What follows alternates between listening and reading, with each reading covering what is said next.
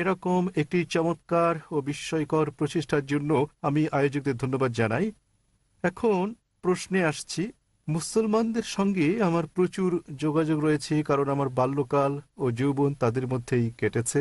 তবে একটা জিনিস আমি বরাবরই বুঝতে পারিনি, আল্লাহর সংজ্ঞা।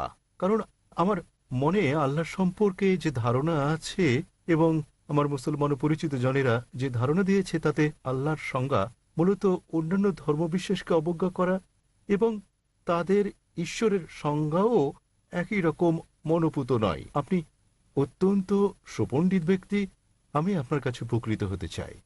ভাই, খুব ভালো একটা প্রশ্ন করেছেন, গুরুত্বপূর্ণ প্রশ্ন, যা সবসময় তার মনে রয়েছে। এমন একটা বিষয় তিনি জানতে চান যে আল্লাহর সংজ্ঞা কি ইসলামে, এবং এই সংজ্ঞায় অবজ্ঞাসূচক অনেক বিষয় রয়েছে এবং এটি অন্যান্য ধর্মবিশ্বাসের বিপরীত। প্রকৃতপক্ষে ইসলামে আল্লাহর সংজ্ঞায় বলে দিচ্ছে আল্লাহ কি এবং আল্লাহ যা নন তাও বলা হয়েছে। এছাড়া ঈশ্বরকে জানতে গেলে ঈশ্বর কি নন তা জানাও গুরুত্বপূর্ণ, যাতে করে যদি কেউ মিথ্যে দাবি করে যে অমুক অমুক ঈশ্বর, তখন আপনি যাতে সহজে বুঝতে পারেন যে এটা মিথ্যে দাবি। এ পর্যন্ত যত জবাব পাওয়া গেছে আল্লাহর সংজ্ঞা নিয়ে, তার মধ্যে সর্বোত্তম হচ্ছে যা কোনো মুসলমান আপনাকে দিতে পারেন, তা হচ্ছে কোরআন থেকে সূরা ইখলাস অধ্যায় নম্বর 112 আয়াত নম্বর 1 থেকে 4। এখানে বলা হয়েছে, কুল হুয়াল্লাহু আহাদ, বলো তিনি আল্লাহ এক এবং অদ্বিতীয়, আল্লাহু সামাদ, আল্লাহ অমুখাপেক্ষী ও চিরঞ্জীব, লাম ইয়ালিদ ওয়া লাম ইউলাদ, তিনি কাউকে জন্ম দেননি, কখনো জন্ম নেননি, ওয়া লাম ইয়াকুল লাহু কুফুয়ান আহাদ, এবং তার সমতুল্য কিছু নেই। এটি পবিত্র কোরআনে দেয়া আল্লাহ সুবহানাহু ওয়া তাআলার সর্বশক্তিমান ঈশ্বরের 4 লাইনের সংজ্ঞা। এটি হচ্ছে ধর্মতত্ত্বের কোষ্ঠী পাথর, এটি হচ্ছে শনাক্ত করার লিটমাস পরীক্ষা। যদি কেউ বলে যে অমুক অমুক ঈশ্বর, যদি কোনো ব্যক্তি 4 লাইনের সঙ্গে ঈশ্বর প্রমাণিত হন, তাহলে মুসলিমদের তা মেনে নিতে কোনো আপত্তি নেই যে তিনি ঈশ্বর। প্রথম টেস্ট, কুল হুয়াল্লাহু আহাদ, বলো তিনি আল্লাহ এক এবং অদ্বিতীয়, আল্লাহু সামাদ, আল্লাহ অমুখাপেক্ষী ও চিরঞ্জীব, লাম ইয়ালিদ ওয়া লাম ইউলাদ, তিনি কাউকে জন্ম দেননি, কখনো জন্ম নেননি, ওয়া লাম ইয়াকুল লাহু কুফুয়ান আহাদ, এবং তার সমতুল্য কেউ নেই। উদাহরণস্বরূপ আমি আপনাদের একটা উদাহরণ দেব। কিছু মানুষ আছে যারা বলে ভগবান রজনীশ ঈশ্বর।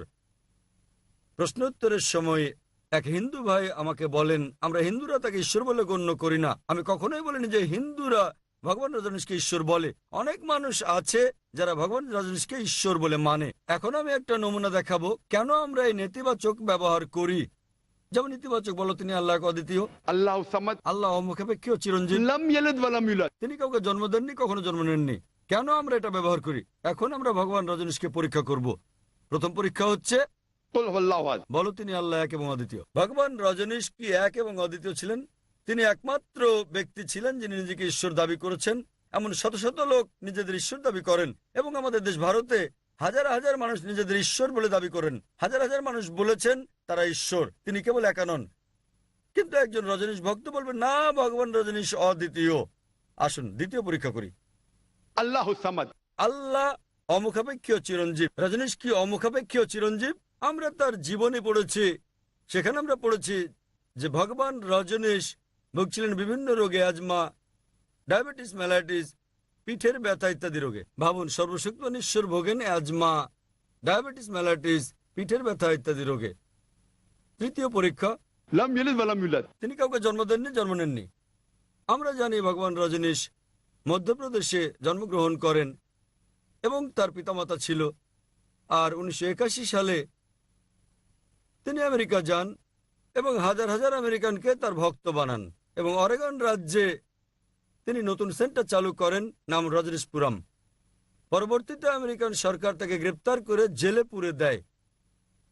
রজনীশের অভিযোগ, আমেরিকান সরকার তাকে স্লো পয়জন দিয়েছে। ভাবুন, সর্বশক্তিমান ভগবানকে স্লো পয়জন দেয়। এবং 1985 সালে আমেরিকান সরকার তাকে দেশ থেকে বের করে দিলে তিনি আবার ভারতে ফিরে আসেন এবং পুনা শহরে ফিরে যান, আর সেখানে পুনরায় তার সেন্টার চালু করেন, যাকে আজকে বলা হয় ওশো কমিউন। এবং আজ যদি আপনি ওশো কমিউনে যান, সেখানে তার সমাধিতে মৃত্যুর পরে যেখানে তার দেহভস্য রাখা হয়েছে, সেখানে পাথরের গায়ে খোদাই করে লেখা রয়েছে ওশো। ভগবান রজনীশ ওশো কখনো জন্মাননি, কখনো মরেননি।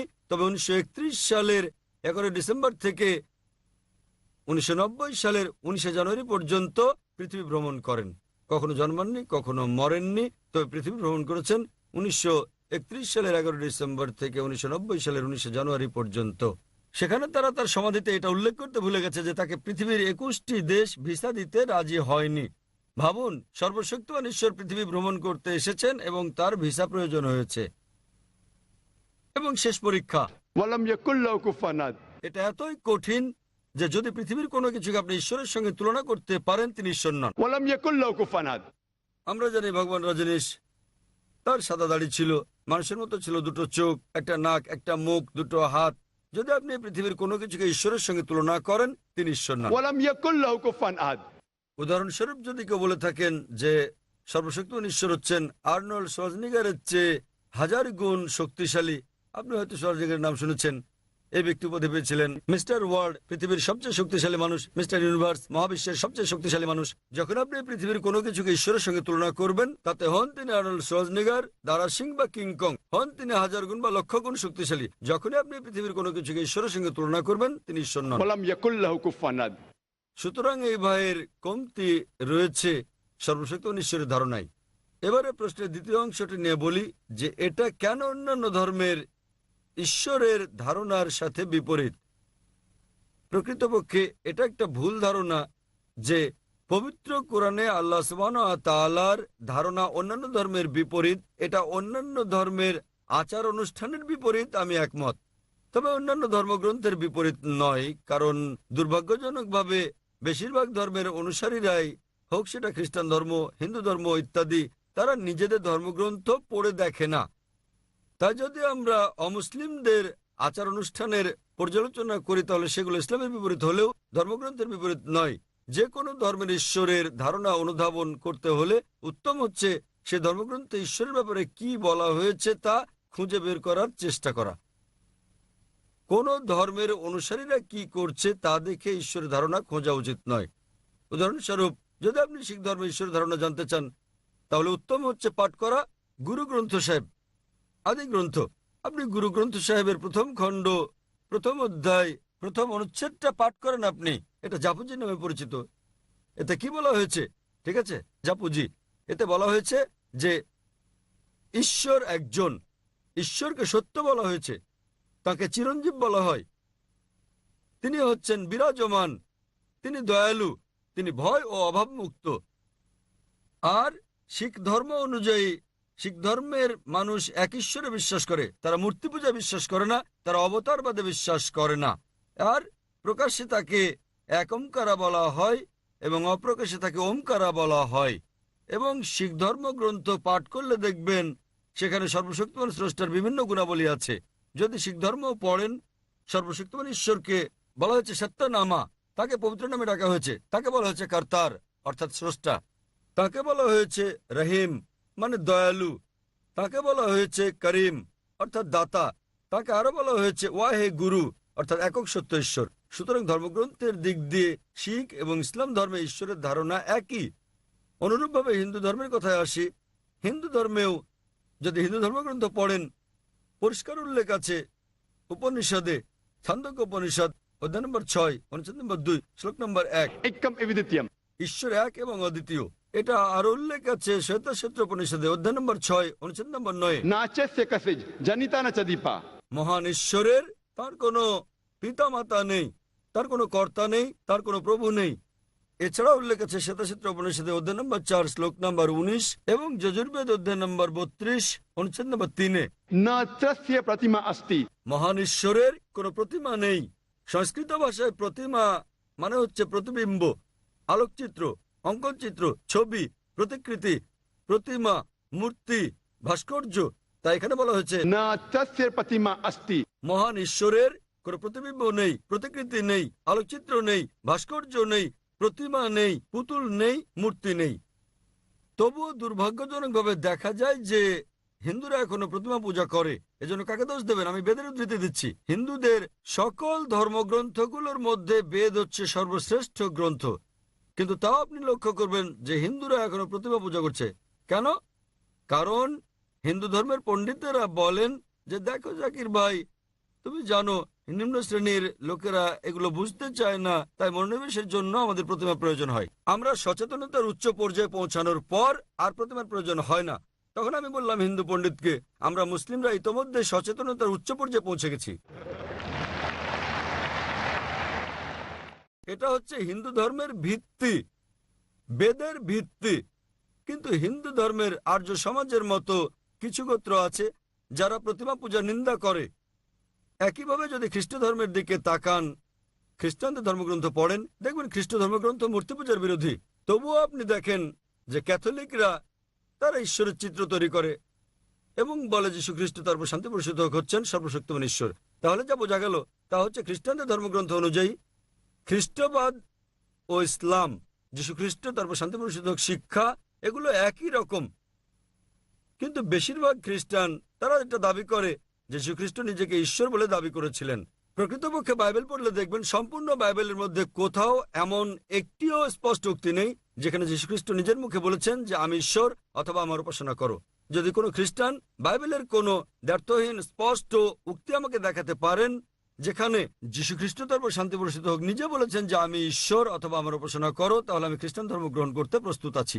প্রকৃতপক্ষে আপনি বাইবেল পড়লে দেখবেন স্পষ্টভাবে উল্লেখ করা হয়েছে, গসপেল অফ জন অধ্যায় নম্বর 14 অনুচ্ছেদ নম্বর 28, যীশু খ্রিস্ট সাল্লাম বলেন আমার পিতা আমার চেয়ে মহান। গসপেল অফ জন অধ্যায় নম্বর 10 অনুচ্ছেদ নম্বর 29, আমার পিতা সবার চেয়ে মহান। গসপেল অফ ম্যাথিউ অধ্যায় নম্বর 12 অনুচ্ছেদ নম্বর 28, ঈশ্বরের আত্মার সাহায্যে আমি শয়তানদের বিতাড়িত করি। গসপেল অফ লুক অধ্যায় 11 অনুচ্ছেদ 20, আমি ঈশ্বরের আঙ্গুলের সাহায্যে শয়তানকে তাড়িয়ে দিই। গসপেল অফ জন অধ্যায় নম্বর 5 অনুচ্ছেদ 30, আমি নিজে থেকে কিছুই করতে পারি না, আমি যেমন শুনি তেমন বিচার করি এবং আমার বিচার ন্যায্য। আমি আমার ইচ্ছা পূরণ করি না, আমার পিতার ইচ্ছা আমি পূরণ করি। যে ব্যক্তি নিজের ইচ্ছা পূরণ করে না ঈশ্বরের ইচ্ছা পূরণ করে সে একজন মুসলিম। তাই যীশু খ্রিস্ট সাল্লাল্লাহু সাল্লাম ছিলেন একজন মুসলিম। তিনি কখনোই নিজেকে ঈশ্বর দাবি করেননি এবং তা স্পষ্টভাবে উল্লেখ আছে বুক অফ অ্যাক্টসে অধ্যায় নম্বর 2 অনুচ্ছেদ নম্বর 22, হে ইসরায়েলগণ তোমরা শোনো, নাজারেথের যিশু এক ব্যক্তি যাকে ঈশ্বর তোমাদের মধ্য থেকে মনোনীত করেছেন। ঈশ্বর তাকে দিয়ে অনেক অলৌকিক কাজ করিয়েছেন এবং তোমরা তার সাক্ষী। তোমাদের মধ্যে হতে ঈশ্বর মনোনীত এক ব্যক্তি, ঈশ্বর তাকে দিয়ে অনেক অলৌকিক কাজ করিয়েছেন এবং তোমরা তার সাক্ষী। তাই যদি আপনি বাইবেল পড়েন দেখবেন ইহুদি এবং খ্রিস্টান ধর্মে তারা এক ঈশ্বরে বিশ্বাস করে যার কোনো প্রতিমূর্তি নেই। এটা পরিষ্কারভাবে উল্লেখ আছে বুক অব ডিউটেরোনমিতে অধ্যায় নম্বর 5 অনুচ্ছেদ নম্বর 7 থেকে 9। এখানে বলা হয়েছে যে আমি ছাড়া তোমাদের আর কোনো ঈশ্বর নেই। তোমরা ঊর্ধ্বলোকের স্বর্গ, নিচের মর্ত ও পৃথিবীর নিচের পানিতে থাকা কোনো কিছুর চিত্র খোদাই করো না। তাদের সামনে তোমরা কখনো মাথা নত করবে না, তাদের উপাসনা করবে না, কারণ আমি তোমাদের ঈশ্বর, তোমাদের প্রভু ঈশ্বরান্বিত ঈশ্বর। আরো জানতে আপনি আমার ছেলের বক্তৃতা শুনতে পারেন। আগামীকাল আমার ছেলে 3:45 বিস্তারিত বক্তব্য রাখবে, বিষয় একই। আমার এই আলোচনায় বিশ্বের প্রধান প্রধান ধর্মে ঈশ্বরের ধারণা, এবং আপনি বুঝতে পারবেন এটা একই রকম। আমরা যেমন এক ঈশ্বরে বিশ্বাস করি যার কোনো চিত্র নেই এবং আমরা কেবল তারই উপাসনা করি, অন্য কারো নয়। আশা করি উত্তরটা পেয়েছেন। আপনাকে অনেক ধন্যবাদ। এবং আপনি আমার জন্য বলেছেন, কারণ ঈশ্বরের সংজ্ঞা যা দিয়েছেন তাতে শিখ মতবাদে যা আছে তা ইসলামের সাথে তুলনা করা হয়েছে। এবার আপনি। হ্যালো, আমার নাম মহেশ মেহতা। আমি অবসরপ্রাপ্ত ব্যক্তি। আমি 15টি ইসলামী দেশ সফর করেছি। সর্বত্রই নারী পুরুষের জন্য নামাজের স্থান ভিন্ন, এমনকি মসজিদে নববীতে নারী ও পুরুষের নামাজের স্থান আলাদা। কারবালা, নাজ, কারমেইন, সামারা, দামেস্ক, মাসায়ও নারী পুরুষের নামাজের স্থান ভিন্ন। কিন্তু হজের সময় মিনা, মুজদালিফা, আরাফাত, সাফা, মারোয়া এবং কাবা শরীফ তাওয়াফ করার সময় নারী পুরুষ একসাথে অবস্থান করে এবং জেরুজালেমের আল আকসা মসজিদের পাথরের গম্বুজ বাইতুল মুকদ্দাসে নারী পুরুষ একসঙ্গে অবস্থান করে কেন? ভাই মহেশ মেহতা একটা সুন্দর প্রশ্ন করেছেন এবং আমরা মহেশ মেহতাকে জানি অনেক বছর ধরে। আইআরএফ এর শুরুর পর থেকেই মাশাআল্লাহ তিনি এমন ব্যক্তি যিনি একজন অমুসলিম হয়েও আমাদের ক্যাসেট নিয়ে থাকেন। 1991 সালে আমরা যখন শুরু করি তখন থেকে বেশিরভাগ ক্যাসেটই তিনি নিয়েছেন এবং আমার ধারণা তিনি যে কোনো মুসলমানের চেয়ে আইআরএফ এর ক্যাসেট বেশি দেখেছেন। তিনি প্রশ্ন করেছেন যে তিনি যখন বিশ্বের বিভিন্ন মসজিদে গেছেন বেশিরভাগ জায়গায় নারী এবং পুরুষের নামাজের এলাকা আলাদা আলাদা, তবে যখন তিনি হজ দেখেছেন তখন তিনি দেখেছেন যে মক্কা, মিনা, মুজদালিফায় নামাজের জায়গায় একই, নারী ও পুরুষ একসাথে আলাদা আলাদা নয়। ভাই যেটা বুঝতে পারেননি তা হচ্ছে সর্বত্রই, এমনকি মক্কা, এমনকি মুজদালিফা, এমনকি মিনায় নামাজের জায়গা আলাদা আছে, তবে পরিস্থিতির কারণে, উদাহরণস্বরূপ যখন আমরা মক্কা যাই এবং সেখানকার একটা গুরুত্বপূর্ণ করণীয় তাওয়াফ করা, যখন তাওয়াফ করা হয় তাওয়াফের জন্য নারী পুরুষের পৃথক কোনো জায়গা নেই। সে কারণে তাওয়াফের সময় নারী পুরুষের পৃথক এলাকা থাকে না। তবে তাওয়াফ শেষ হওয়ার পর স্বাভাবিকভাবেই নারী ও পুরুষের জন্য ভিন্ন ভিন্ন নির্ধারিত এলাকা রয়েছে, এমনকি মক্কাতেও।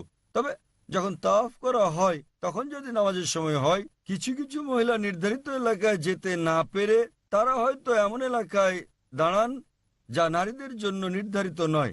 সে কারণে এমন ঘটনা ঘটে। এরকম পরিস্থিতিতে আমরা দেখতে পাই কিছু কিছু মহিলা হয়তো পুরুষদের এলাকায় মিশে গেছে। তবে দূরবর্তী এলাকায় গেলে আপনি এটা দেখতে পাবেন, মাতাপ এলাকায় নয়। আপনি দেখবেন নারীদের জন্য পৃথক নির্ধারিত এলাকা রয়েছে এবং পুরুষদের জন্য আলাদা রয়েছে। সাধারণ মসজিদে আমাদের আছে, নারী ও পুরুষদের জন্য পৃথক প্রবেশদ্বার আছে। হারামে এমনকি নারীদের জন্য পৃথক এলাকা আছে। তবে যখন তারা তাওয়াফ করেন তখন পুরুষদের সাথে মিশে যেতে বাধ্য হন, কিন্তু যখন তারা নামাজ আদায় করবেন তখন পৃথক এলাকায় করবেন। তবে সময়ের অভাবে তারা নির্দিষ্ট এলাকায় পৌঁছাতে না পারার কারণে নির্দিষ্ট কিছু এলাকায় নারী এবং পুরুষদের একসঙ্গে দেখা যেতে পারে।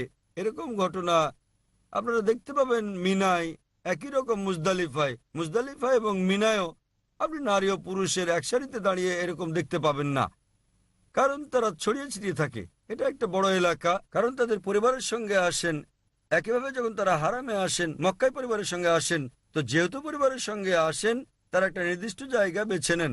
ধরেন একটা এলাকা 100 একর হতে পারে, এর অর্ধেক পুরুষদের জন্য, বাকি অর্ধেক নারীদের। সেক্ষেত্রে পরিবারগুলো একত্র থাকতে পারে না। অন্যান্য মসজিদগুলোতে সেগুলো ছোট হওয়ার কারণে সহজে নামাজ পড়ার জায়গা পৃথক করা যায়। প্রবেশের পথ আলাদা, বের হওয়ার পথ আলাদা, এবং বাইরে তারা পরিবারের সঙ্গে মিলতে পারে। এতে গেল মুজদালিফা আর আরাফাত ময়দান। শত শত একরের হজ পালনের জন্য পরিবার একত্রে আসে। তারা যখন অবস্থান করে আরাফাত, মিনা, মুজদালিফায়, তখন এমনকি নামাজের সময় নারী পুরুষ একই সারিতে দাঁড়ায় না। সেখানে পৃথক এলাকা আছে, তবে এরিয়া ছড়ানো ছিটানো।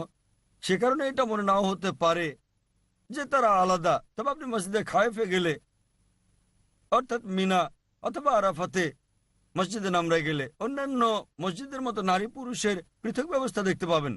কারণ যখন তারা একটা বৃহৎ জামাতে নামাজ পড়ে একটা বড় এলাকায় পরিবার সঙ্গে থাকলে এটা আরো কঠিন। অন্যথায় নারী ও পুরুষ সবসময় পৃথক থাকার কথা, পৃথক কিন্তু সমান সুযোগ। কেন? কারণ হচ্ছে যাতে তারা আল্লাহ সুবহানাহু ওয়া তাআলার প্রতি মনোনিবেশ করতে পারেন। সেজন্য নারী ও পুরুষের সহাবস্থান না থাকাই ভালো। আশা করি উত্তরটা পেয়েছেন। আমরা পরের প্রশ্নটি নেব পুরুষদের সারির মাঝের দিকের মাইক থেকে। মাইক নম্বর 2, এটি মাইক নম্বর 1, মাঝের দিকের ওইটি মাইক নম্বর 2, তৃতীয় মাইকটি মাইক নম্বর 3, পুরুষদের সারির পিছনের দিকে। নারীদের সারির সামনের দিকে রয়েছে মাইক নম্বর 1, আমার সামনের দিকে, এবং ওই পাশে কিছুটা পেছনের দিকে একটা মাইক আছে, সেটি মাইক নম্বর 2 নারী শ্রোতাদের জন্য। আমরা পুরুষদের সারির মাঝের দিকের মাইক নম্বর 2 থেকে প্রশ্ন নেব। হ্যাঁ ভাই, আপনি বলুন। জি, আমার নাম অর্জুন জে রাও, আমার বয়স 19 বছর।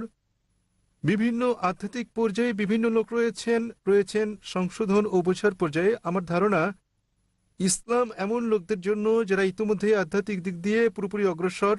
সকলে ইসলামের শিক্ষা অর্থবহরূপে অনুসরণ করতে পারে না।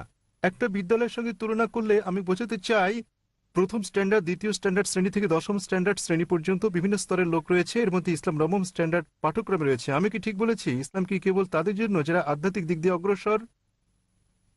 ভাই, খুব ভালো একটা প্রশ্ন করেছেন যে যখন আমরা সব ধর্মের মধ্যে তুলনা করি তখন ইসলামের অবস্থান উচ্চ পর্যায়ে থাকে, একটা স্কুলের মতো। অন্যান্য ধর্ম কিন্ডারগার্টেনের প্রথম স্ট্যান্ডার্ড হলে ইসলাম নবম ও দশম শ্রেণীর স্ট্যান্ডার্ড। তিনি ঠিক বলেছেন কিনা আমি আপনার সঙ্গে একমত, আবার একমত হওয়ার পাশাপাশি দ্বিমত।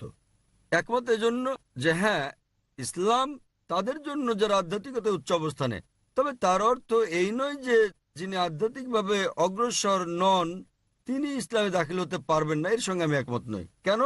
কারণ স্বাভাবিকভাবে যদি কেউ ভর্তি হয় স্কুলে, ইংলিশ মিডিয়াম স্কুলে যদি ভর্তি হয়, সে তাহলে প্রথমে কি শিখবে? সে এই ভাষার বর্ণমালা শিখবে। ধরুন সে স্কুলে ভর্তি হলো, তা একটা ইংলিশ মিডিয়াম স্কুল, নার্সারিতে সে শিখবে এ বি সি, ঠিক আছে? সুতরাং ইসলামেও কোনো ব্যক্তি আধ্যাত্মিকভাবে অগ্রসর না হলে তিনি যখন ইসলাম কবুল করেন তখন ন্যূনতম তাকে যা অনুসরণ করতে হবে তা হচ্ছে তাওহীদ। ইংরেজি ভাষার ABCD এর সঙ্গে যে কোনো ধর্মের তাওহীদ তুলনীয়। তাওহীদ মানে এক ঈশ্বরে বিশ্বাস করা। সুতরাং এর আগে আমি যা বলেছিলাম, যখন আমাদের শিখ ভাই প্রশ্ন করেছিলেন ঈশ্বরের ধারণা সম্পর্কে, তখন আমি বলেছিলাম যে এটাই মৌলিক বিষয় এবং এই মৌলিক বিষয় প্রত্যেক ধর্মে আছে। তবে দুর্ভাগ্যজনকভাবে সেই সব মানুষ যারা ধর্মীয় নেতা, তারা চান না যে সাধারণ মানুষ তা মেনে চলুক, কারণ তারা এটা মেনে চললে ধর্মীয় নেতাদের কি হবে। সবাই যদি এক ঈশ্বরের উপাসনা শুরু করে, তাহলে এইসব ধর্মীয় নেতা আর প্রয়োজন লাগবে না। ধর্মের ভয় দেখানোর জন্য কাউকে প্রয়োজন হবে না। অন্যান্য সকল ধর্মে ভীতি প্রদর্শনকারী পণ্ডিত, পুরোহিত, গুরুজনের প্রয়োজন থাকলেও এক্ষেত্রে আপনার ও স্রষ্টার মাঝে কেউ থাকছে না। সুতরাং সকল ধর্মের একটি মৌলিক বাণী যা আছে ইসলামে। তবে দুর্ভাগ্যজনকভাবে ধর্মীয় নেতারা তারা চান না যে তাদের অনুসারীরা এটা জেনে যাক। তারা তাদেরকে এ থেকে দূরে রাখতে চান, কারণ তারা যদি এক ঈশ্বরবাদী হয়ে যায় তাহলে তারা নিজের ইচ্ছাকে ঈশ্বরের কাছে সমর্পণ করবে, আর এর মানে তারা হয়ে যাবে মুসলিম। এবং এইসব মধ্যস্বত্বভোগীদের ব্যবসা বন্ধ হয়ে যাবে, ব্যবসা প্রতিষ্ঠানগুলো তাদের বন্ধ হবে। এটাই কারণ। অন্যথায় পরিমার্জন সত্ত্বেও অন্যান্য ধর্মগ্রন্থে এখনো সর্বশক্ত ঈশ্বরের একত্রের প্রমাণ মিলছে। এর মানে সর্বশক্ত ঈশ্বরের পক্ষ থেকে সব মানুষের জন্য একটা ধর্ম। কিন্তু কালের বিবর্তনে ধর্মগ্রন্থগুলো বিকৃত হতে থাকে। ধর্মগ্রন্থগুলো বিকৃত করা ছাড়াও এখনো চলছে দলাদলি, জালিয়াতি, দুরভিসন্ধি চলছে। অন্যান্য ধর্মীয় গ্রন্থগুলোর অবশিষ্টাংশ যাতে আপনারা দেখতে পাচ্ছেন, এখনো তাওহীদের বাণী এক ঈশ্বর, মূর্তি পূজা নিষিদ্ধ, কেবল তাঁর ইবাদতের কথা। আরো পরস্পর বিরোধী মন্তব্য থাকতে পারে, তবে আপনি যদি সত্যের অনুসন্ধান করেন তাহলে দেখবেন আমি যা বলতে চাই। যখন থেকে আপনি বুঝলেন এক স্রষ্টা বিষয়টি, আগামীকাল আমি বিস্তারিত বলবো, তখন থেকে আপনার উপলব্ধি করতে হবে জীবনের উদ্দেশ্য কি। প্রত্যেক ধর্মের প্রত্যেকটি আধ্যাত্মিক বিষয়ের সূচনা, অর্থাৎ নার্সারি ও কিন্ডারগার্টেন হচ্ছে এক ঈশ্বরে বিশ্বাস স্থাপন করা এবং তিনি কেবল উপাসনার যোগ্য। সুতরাং কেউ আধ্যাত্মিক দিক দিয়ে অগ্রসর না হলেও যখন সে স্রষ্টাকে কৃতজ্ঞতা জানাতে চায় তখন নিজের ইচ্ছাকে সমর্পণ করে, এবং যখনই কেউ নিজের ইচ্ছাকে সমর্পণ করে তখন তাকে বলা হয় মুসলিম। আশা করি উত্তরটা পেয়েছেন। হ্যাঁ ভাই, আমি কর্ণাটকের